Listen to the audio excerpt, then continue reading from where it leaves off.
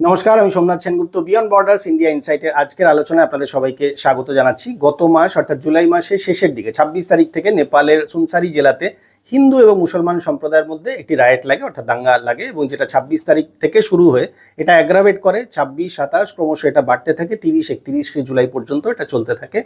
যে ঘটনাতে অর্থাৎ এই হিন্দু এবং মুসলমান সম্প্রদায়ের যে রাইট লেগেছিল তার মধ্যে 3 জন হিন্দু মানুষ মারা যান, 3 জন মেল মেম্বার। এছাড়া প্রথমে বলা হয়েছিল 25 জনের বেশি আহত হয়েছে, কিন্তু ফাইনালি দেখা গেছে 100 জনের বেশি আহত হয়েছে।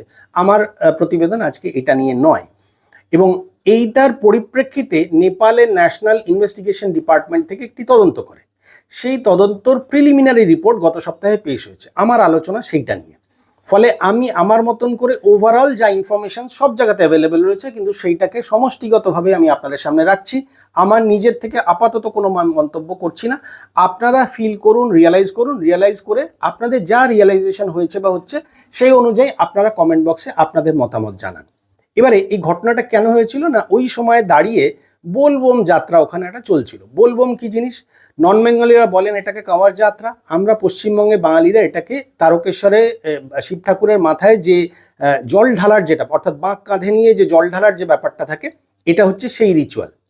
নেপালের এটা হচ্ছে সেই রিচুয়াল, যে রিচুয়ালে এরা যায় শিব ঠাকুরের মাথাতে জল ঢালে, এইটাকে বলা হয়, যাত্রাটাকে বলা হয় বোলবোম যাত্রা। তো সেই বোলবোম যাত্রাতে হিন্দু এবং মুসলমান সম্প্রদায়ের মধ্যে একটা ঝামেলা তৈরি হয়, যেটা পরবর্তীকালে অ্যাগ্রাভেট করে দাঙ্গায় লাগে, এবং যেখানে দাঙ্গা লাগে এবং 3জন হিন্দু মানুষ মারা যান, এবং এই 3জন হিন্দু মানুষ কিন্তু পুলিশের গুলিতে মারা যান। যাই হোক, এবারে এই ঘটনাটা যেটা তদন্ত হলো এনআইডি থেকে গত সপ্তাহে, তার যে প্রিলিমিনারি রিপোর্ট বেরিয়েছে, প্রথম কথা তাতে 3টি দেশের নাম এসছে। কে কে অলরেডি যথারীতি আমরা জানি। এক হচ্ছে পাকিস্তান, যে আতুরঘর। সেকেন্ড আর একজন আতুরঘর উঠে আসছে, বেশ কিছু বছর ধরে দেখতে পাওয়া যাচ্ছে, সেটা হচ্ছে টার্কি বা তুরস্ক। তার সঙ্গে আর এক ভাই উঠেছে, সেটা হচ্ছে কাতার। পাকিস্তানের আইএসআই ডাইরেক্টলি ইনভলভ রয়েছে, ফান্ডিং আসছে পাকিস্তান এবং টার্কি থেকে অ্যাজ ওয়েল অ্যাজ কাতার থেকেও। এবারে পাকিস্তানের আইএসআই এর গাইডেন্সে তার আরও যে শাখা সংস্থা যেগুলো রয়েছে, অর্থাৎ লস্করে তয়বা, জৈশে মোহাম্মদ এবং পাকিস্তানের যে জামাতে ইসলামী, তারা এর মধ্যে ডাইরেক্টলি ইনভলভ বলে আপাতত প্রিলিমিনারি যে তদন্ত করা হয়েছে তাতে যা বেরিয়ে এসছে আমি সেটাই বললাম আপনাদের কাছে। এছাড়াও একটা গেস করা হচ্ছে বা কোনোভাবে কানেকশন নিশ্চয়ই পাওয়া গেছে, যেটা হচ্ছে এক হচ্ছে ইন্ডিয়ান মুজাহিদ্দিন এবং হুজি, যে যেরমভাবে আমরা ডাকি না কেন, সেই দুটো সংস্থাকেও এর মধ্যে মনে হচ্ছে যে এরা আসছে বা আসবে। আপাতত প্রথমে এইটা বললাম। এরপরে আসছে কেন এই ঘটনাটা না, প্রথম যে লোকটিকে কালপ্রিট বলে মনে করা হচ্ছে, যার এগেনস্টে টোটাল এভিডেন্স রয়েছে, সেই লোকটির নাম হচ্ছে মোহাম্মদ ইলিয়াস গুমান। এই মোহাম্মদ ইলিয়াস গুমান হচ্ছে একজন পাকিস্তানি নাগরিক, জন্মসূত্রে নিয়ে একজন পাকিস্তানি, কিন্তু বর্তমানে বহুদিন হয়ে গেলে ইনি থাকেন হচ্ছে তুরস্কে। তো এবার তুরস্কে থেকে এই লোকটির কাজ কি? এই লোকটির বেসিক কাজ হচ্ছে এই ধরনের টোটাল প্ল্যানিং করা, অর্থাৎ যে কোনো ধরনের উন্মাদনা সৃষ্টি করে বা ধর্মান্ধতা সৃষ্টি করে একটা কোনো রকম এই ঘটনা ঘটানো বা এই টাইপের একটা ঘটনা ঘটানো, সেই ধরনের কোনো প্ল্যানিং করা, সেইটার এক্সিকিউশনে নেক্সট লেভেল লোক তৈরি করা। কারণ এই তো শুধু করবে না, এর আন্ডারেও তো ডাউনলাইনে লোক থাকতে হবে, ফলে সেইটাকে তৈরি করা, আর বিভিন্ন দেশ থেকে কোঅর্ডিনেট করে ফান্ডিং ক্রিয়েট করা এবং সেই ফান্ডিংটাকে চ্যানেলাইজ করা, এই গুমানের কাজ এটা। এবারে এ শুধু যে এখানে এখন কাজ করেছে তা নয়, এ অলরেডি ইন্টারন্যাশনাল বিভিন্ন জায়গায় এই ধরনের কাজ করেছে, যেখানে কানাডার একটি অভিবাসন এবং নিরাপত্তা আদালতও কিন্তু তাদের তদন্তে রায় দিয়েছিল যে ইলিয়াস গুমান এই লোকটি আন্তর্জাতিক নিরাপত্তার জন্য বিপজ্জনক, এবং এই লোকটির লেখা একটি বইও আছে, যে বইটার নাম হচ্ছে জিহাদ ফি সাবিলিল্লাহ। এই জিহাদ ফি সাবিলিল্লাহ বইটার মাধ্যমে ইনি উগ্রপন্থা ছড়াতেন, এবং এনার বেসিক কাজ হচ্ছে মগজ ধোলাই করে নেক্সট জেনারেশন, অর্থাৎ এই ধরনের আরও ধর্মান্ধতা সৃষ্টি করা বা ধর্মে উন্মাদ যারা, সেই ধরনের লোকজনকে ডাউন লাইনে ক্রিয়েট করা, আর বিভিন্ন জায়গা থেকে ফান্ডিংকে অ্যাক্সেস করা এবং সেই ফান্ডিংকে চ্যানেলাইজ করা, সেটা জেনারেলি হুন্ডির মাধ্যমেই হয় বা হতো। ফলে এইটা একটা বেরোলো। এবারে এটা তো গেল পাকিস্তান বা টার্কি কানেকশন। তাহলে এই ঘটনাটা ঘটালো কে না, এই ঘটনাটা ঘটালো হচ্ছে নেপালের যে মেইন মসজিদ, যেটা তার নাম হচ্ছে কাঠমান্ডুর জামে মসজিদ। এটা হচ্ছে নেপালের প্রধান মসজিদ। এই নেপালের কাঠমান্ডু জামে মসজিদের যে ইমাম, সেই ইমাম সাহেবের নাম হচ্ছে ইমাম মুফতি আবু বকর কাশমি। এই ইমাম মুফতি আবু বকর কাশমি হচ্ছে এন্টায়ার নেপালে এই জিনিসটা কোঅর্ডিনেট করার মেইন মাথা। অর্থাৎ এক তো গুমান এলো, গুমানের ডাউনলাইনকে ইমিডিয়েট নেক্সট টু গুমান হচ্ছে এই আবু বকর কাশমি, এই ইমাম সাহেব এলো। এবার এর কাজ কি ছিল? এর কাজ ছিল ভারত এবং নেপালের যে বর্ডার অঞ্চল, অর্থাৎ স্পেসিফিক্যালি বিহার এবং Uttar Pradesh and part of West Bengal. Part of West বেঙ্গলে এখন উনি খুব একটা দাঁত ফোটাতে পারেননি, কিন্তু বিহার এবং উত্তরপ্রদেশ জুড়ে এর কর্মকাণ্ড আমি বলে দিচ্ছি, তাহলে আপনারা বুঝতে পারবেন। আপাতত নেপালের সরকারের সঙ্গে যে যে মানে নেপালের সরকারের কাছে যে রেজিস্টার্ড যে সংখ্যাটা আছে, কি সংখ্যা? সেটা হচ্ছে এদের মাদ্রাসা এবং মসজিদ, মাদ্রাসা এবং মসজিদ যেটা নেপালের সরকারের সঙ্গে রেজিস্টার্ড যে নাম্বার আছে সেটা হচ্ছে 911টা। এবারে এই যে এই মুফতি বিভিন্ন জায়গা থেকে বা এই বিভিন্ন মাদ্রাসা এবং মসজিদে তো ফান্ডিং আসছে এই বিভিন্ন ইসলামিক কান্ট্রিজগুলো থেকে। তার মধ্যে কাতার আছে, তার মধ্যে ইউএই আছে, তার মধ্যে সৌদি আছে, তার মধ্যে বাহরিন আছে, তার মধ্যে টার্কি আছে, পাকিস্তান আছে, বিভিন্ন দেশ আছে। এসে এই যে ফান্ডিংটা হচ্ছে, এখন এই ইনভেস্টিগেশনে বেরিয়ে এসছে যে 911টা অফিসিয়ালি থাকলেও আরও 3000-এর বেশি, সংখ্যাটা অবাক হবেন না, 3000-এর বেশি মসজিদ এবং মাদ্রাসা অলরেডি ইল্লিগাল জমিতে তৈরি হয়ে গেছে। এবার এই ইল্লিগাল জমিগুলো কোথায় কোথায় নেওয়া হয়েছে? এর পুরো ম্যাক্সিমাম পার্টটা হচ্ছে ভারত এবং বাংলাদেশ বর্ডারের যে নোম্যান্স ল্যান্ড, সেই নোম্যান্স ল্যান্ডের খুব কাছাকাছি অঞ্চল, যেগুলো প্রত্যেকটা স্ট্র্যাটেজিক পয়েন্ট, সেই পয়েন্টে জমি নেওয়া হয়েছে। এবারে কেন? তার কারণ হচ্ছে একমাত্র এখনো পর্যন্ত, একমাত্র বলবো না, ভুটানের সঙ্গে তাই, বাট ইন্ডিয়া আর নেপালের বর্ডারটা পাকিস্তান বা বাংলাদেশের মতন ওইভাবে সিল করা নেই, বা সিল করার কোনো ব্যাপার এখনো হয়নি। অর্থাৎ ওই কাঁটাতারের বেড়া বা এই যে স্মার্ট ফেন্সিং দেওয়া বা স্মার্ট যে বর্ডার অঞ্চল যেটা করা, অন্তত পাকিস্তানের সঙ্গে তো হয়ে গেছে, বাংলাদেশের সঙ্গেও প্রায় প্রায় হয়েছে, সেইটা এখনো পর্যন্ত মানে নেপালের সঙ্গে আমাদের নেই। ফলে ওই অ্যাডভান্টেজটা নেওয়ার জন্য ভারত এবং বাংলাদেশের বর্ডার অঞ্চলে যে নোম্যান্স ল্যান্ড, তার অ্যাজ নিয়ার অ্যাজ পসিবল সেইখানে এই বিভিন্ন ধরনের ইল্লিগাল জমি, এই হুন্ডিতে টাকাটা আসছে এবং টাকাটা এসে এখানে জমি জমা ক্রয় করে সেখানে মাদ্রাসা এবং মসজিদ তৈরি হচ্ছে। এর এগেনস্টও আমি আপনাদেরকে পুরো ডেটা সমেত এবং নামধাম সমেত ডিটেলস দেবো। সো আপনারা যাদের যাদের ইচ্ছা মনে হচ্ছে বা ইচ্ছা করছে ইনফরমেটিভ কিছু শুনবেন বা দেখবেন, তারা থাকতে পারেন, আদারওয়াইজ বাকি আপনারা স্কিপ করতেই পারেন। যাই হোক, ফলে এই 3000-এর বেশি কিন্তু লোক মানে অলরেডি এই ধরনের মাদ্রাসা এবং মসজিদ তৈরি হয়েছে। আচ্ছা, এইবারে এর সঙ্গে আরেকটা কি হয়েছে, এরা কি করেছে? এরা যেটা করেছে, এই total under guidance of this মুফতি এবং ওই গুমান, এরা ওই বর্ডার অঞ্চলে আরও অনেক লোকজন জড়ো করেছে, এই একই সম্প্রদায়ের, অর্থাৎ মুসলিম সম্প্রদায়। তারা কি করেছে? আইটি সেল তৈরি করেছে, হোয়াটসঅ্যাপ গ্রুপ তৈরি করেছে, টেলিগ্রাম গ্রুপ তৈরি করেছে, এবং সেখানে বিভিন্ন ধরনের কমিউনিকেশন হয়। সেই কমিউনিকেশনগুলো কি? ওই একই ধাঁচ, যেগুলো আপনি আজকের দিনে প্রত্যেকটা সোশ্যাল মিডিয়া বা প্ল্যাটফর্ম বা নিউজ পেপারে পড়ি। ইসলাম বিপন্ন, অর্থাৎ ইসলাম খাতরে হয়, আর হচ্ছে তরাই অঞ্চলে মুসলিম আধিপত্য রক্ষা করা, এই ধরনের ন্যারেশন তৈরি করে ধর্মের ব্যাপারে যে উন্মাদনা, সেই উন্মাদনাটাকে ক্রমশ হাইপ করা হয়েছে। অর্থাৎ ওই যে বললাম, ইসলাম বিপন্ন, যা কিছু হয় সবেতেই মরে হিন্দুরা, কিন্তু ফাইনালি আলটিমেটলি ন্যারেশন আসে ইসলাম বিপন্ন বা ইসলাম খাতরে হয়, কিন্তু মারা যাচ্ছে বা শাস্তি পাচ্ছে বা আলটিমেটলি গিয়ে ঘা খাচ্ছে কে? ওই হিন্দুগুলো। মরছে হিন্দুগুলো, সংখ্যায় কমছে হিন্দুগুলো, কিন্তু আলটিমেটলি আসে হচ্ছে এরা নাকি বিপন্ন। যাই হোক, এবার এটা আপনারা বুঝবেন। যার ফলে এই ঘটনা তো ঘটলো, এর সঙ্গে এবার আরেকটা দারুণ ঘটনা রয়েছে, সেটা হচ্ছে 9 জন বাংলাদেশি মৌলবী। এই 9 জন বাংলাদেশি মৌলবীও এর মধ্যে যুক্ত। কিভাবে যুক্ত? তারা ওখানে গেছে, কিভাবে গেছে এবার আমি দিনক্ষণ তিথি নক্ষত্র দিয়ে বলছি। সেটা হচ্ছে, প্রথম গেছে 20 তারিখে, 20শে জুলাই। এই 9 জন বাংলাদেশি মৌলবী কেউ কিন্তু ডাইরেক্ট বাংলাদেশ থেকে কাঠমান্ডুতে যায়নি। গেছে কোথায়? কাঠমান্ডু থেকে গেছে মালয়েশিয়া, কুয়ালালামপুর গেছে, সেখান থেকে কানেক্টিং ফ্লাইট ধরে গেছে কাঠমান্ডুতে, 20 তারিখে গেছে। গিয়ে তারপর থেকে তারা 21, 22, 23, 24, 25 গেছে কিরমভাবে? 30 দিনের ট্যুরিস্ট ভিসাতে গেছে। অর্থাৎ 30 দিনের ট্যুরিস্ট ভিসায় তারা ঢাকা থেকে গেছে প্রথমে কুয়ালালামপুর, কুয়ালালামপুর থেকে গেছে হচ্ছে কাঠমান্ডু, গিয়ে তারা স্টে করছে, অলরেডি সেখানে তারা স্টে করছিল। এইবারে এটা হলো 20 তারিখে। পরের দিন 21 তারিখে এই যে গুমান, যে অর্থাৎ টার্কি থেকে, সেই লোকটি এলো কাঠমান্ডুতে। কাঠমান্ডুতে এসে সে তার এই লোকজন তাকে রিসিভ করে নিল। কার লোকজন রিসিভ করলে? মুফতির লোকজন রিসিভ করে নিল। করে তারপরে, এবং এর যে টোটাল যে ফান্ডিং আসে, টোটাল ফান্ডিং কিন্তু এই হুন্ডির মাধ্যমে কিন্তু এই পুরো নেটওয়ার্কটা কাঠমান্ডু বা নেপালে কাজ করছে। যার মধ্যে এখনো পর্যন্ত যা রিপোর্ট এসছে সেটা হচ্ছে এই মুফতি যে আছেন, ভদ্রলোক বলি বা যাই বলি না কেন, এই কাশ্মী সাহেব, এই লোকটি হচ্ছে মেইন অপারেট করছে বা চ্যানেলাইজ করছে। অর্থাৎ এর কাছে ফান্ড আসছে, সেই ফান্ডটা এ আবার স্প্রেড করে দিচ্ছে।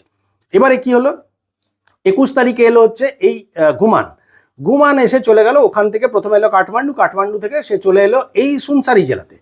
এইবারে ভালো করে খেয়াল করে দেখবেন, এইখানে থাকার পরে এ থাকলো হচ্ছে 21 তারিখে এলো, তো 21, 22, 23, 24 এই 4 দিন থাকলো।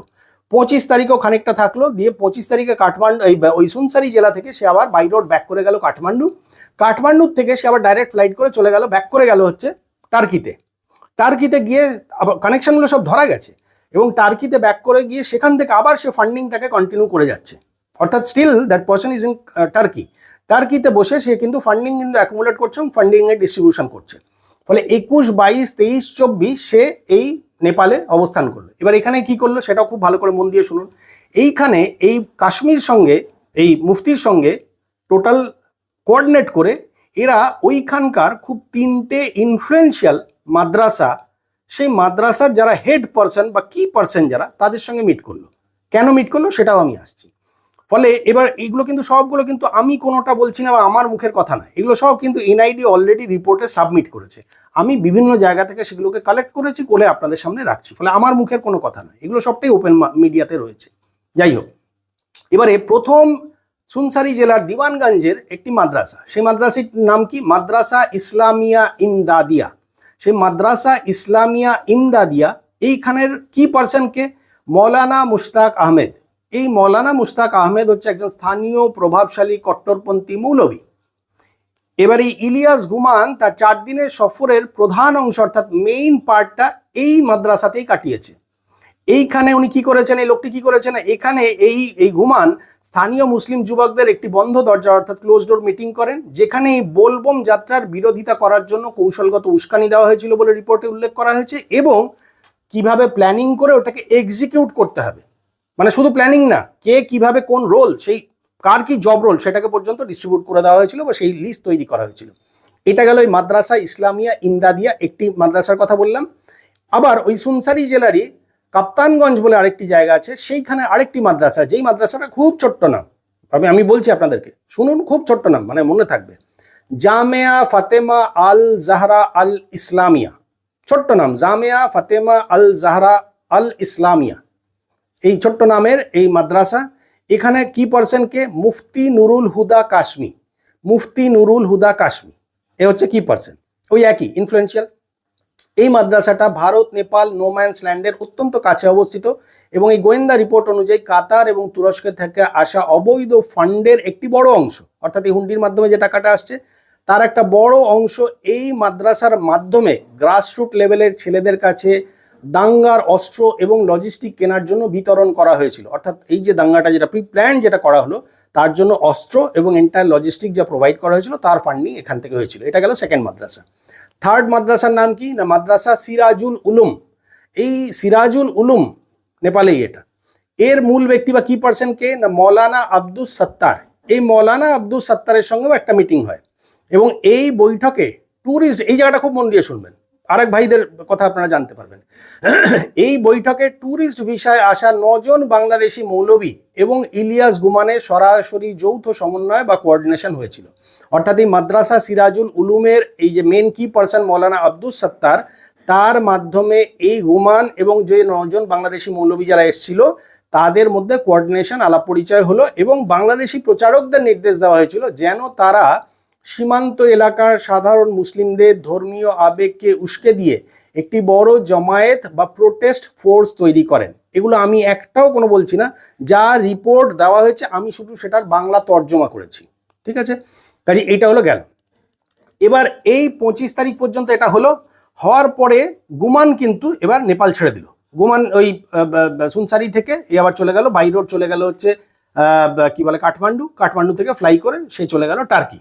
হয়ে গেল গল্প শেষ। এবারে ওই 26 তারিখ থেকে কাপ্তানগঞ্জে, অ্যাকচুয়ালি সুনসারি জেলার কাপ্তানগঞ্জে দিওয়ানগঞ্জ মিউনিসিপ্যালিটির কাপ্তানগঞ্জ বলে যে জায়গাটা, সেইখানে প্রথম অ্যাগ্রাভেট করে। শুরুটা দেখানো হয় পতাকা খোলা নিয়ে, একটি সম্প্রদায়ের পতাকা খুলছে, একটি লাগাচ্ছে, এরকম একটা ঘটনা তৈরি করলো। প্রথম এটা সৃষ্টি হলো এটা দিয়ে। তারপরে এই যে বোলবম যাত্রা বা আমাদের এই যে বাঘ কাঁধে নিয়ে যাত্রার সময় দেখবেন একটা জায়গায় একটা তৈরি, একটা স্ট্রাকচার তৈরি হয়, সেখানে বাঘগুলো রাখা থাকে, সেখানে শিব ঠাকুরের বিভিন্ন গান টান চলে। এই মাইক বাজানো নিয়ে একটা হাইপ তোলা হলো, একটা কিছু একটা সৃষ্টি করা হলো, মানে ইট ইজ অল প্ল্যানিং। যে ওইখানে একটা সিন ক্রিয়েট করবো, কিছু একটা বিদ্রোহ করবো, কিছু একটা অ্যাজিটেশন আনবো, কিছু একটা অ্যালিগেশন আনবো, সবটাই আনবো।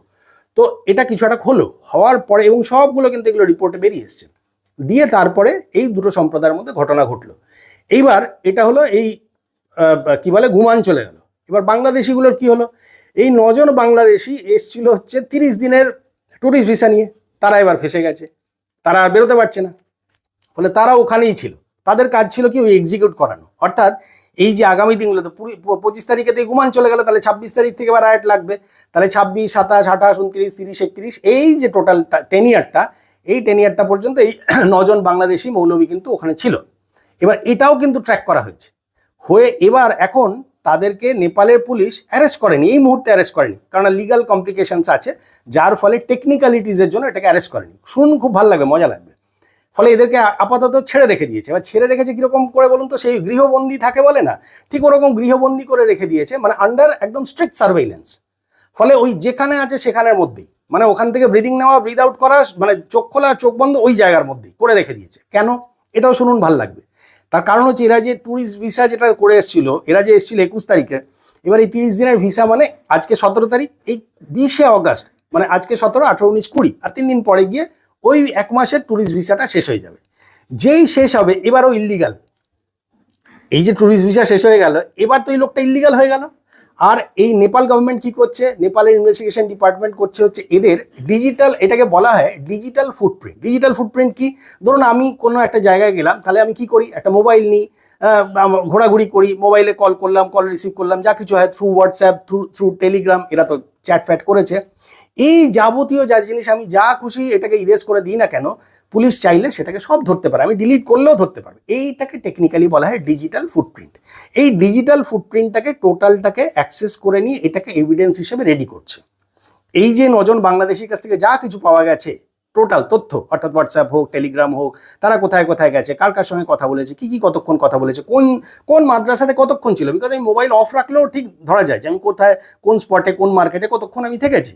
তো ফলে সেই পুরো জিনিসটাকে ডেটাটাকে কালেক্ট করছে, এটাকে বলা হয় ডিজিটাল ফুটপ্রিন্ট। এটাকে এভিডেন্স হিসেবে কাজে লাগাবে কখন, এই ঠিক 20 তারিখে যেই ওভার হয়ে যাবে ওর টেকনিক্যালিটিস, অর্থাৎ ওর ট্যুরিস্ট ভিসা শেষ হয়ে গেল, এবার ও ইলিগাল ইমিগ্রেন্ট হয়ে গেল, এইবার বাংলাদেশ এই নেপাল পুলিশ ওদেরকে অ্যারেস্ট করবে, করে তারপরে রাখবে কি ফেরত পাঠাবে সেটা তো তখন জানা যাবে।